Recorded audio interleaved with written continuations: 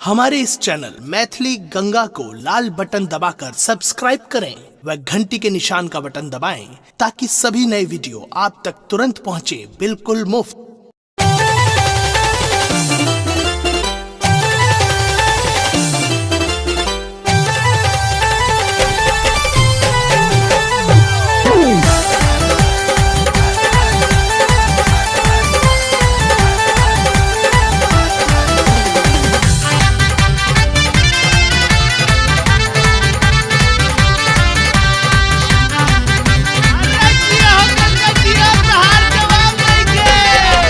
मधुबनी बजला कहियो सकरी बजेला, मधुबनी बजला कहियो सकरी बजेला, ओढ़नी उड़ेला बिहार में।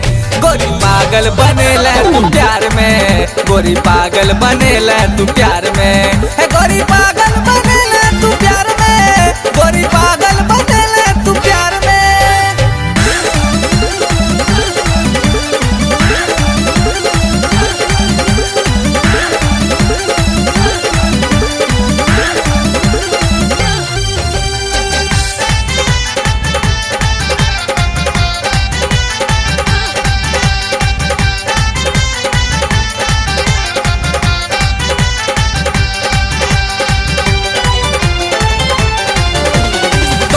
प्यार के चक्कर में गोरी जिंदगी भेल बेकार गे,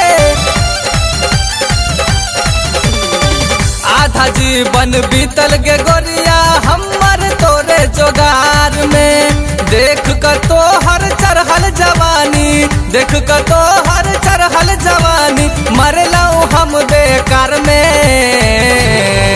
गोरी पागल बनेला तू प्यार में, गोरी पागल बनेला तू प्यार में, है गोरी पागल बनेला तू प्यार में, गोरी पागल बनेला तू प्यार में।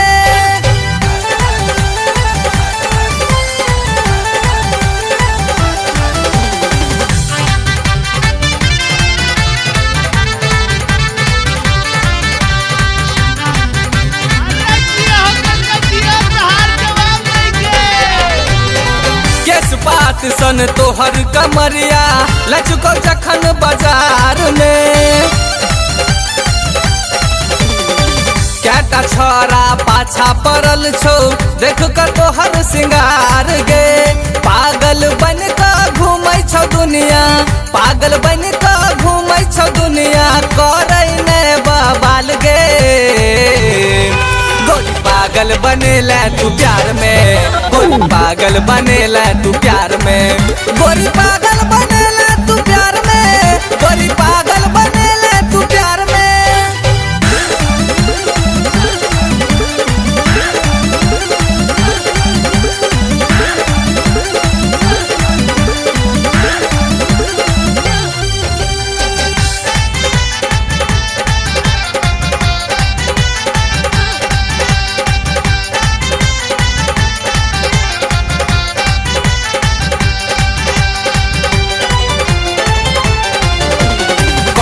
छो नीतिश सुनै गे गोरिया सुमन भेलौ लाचार गे,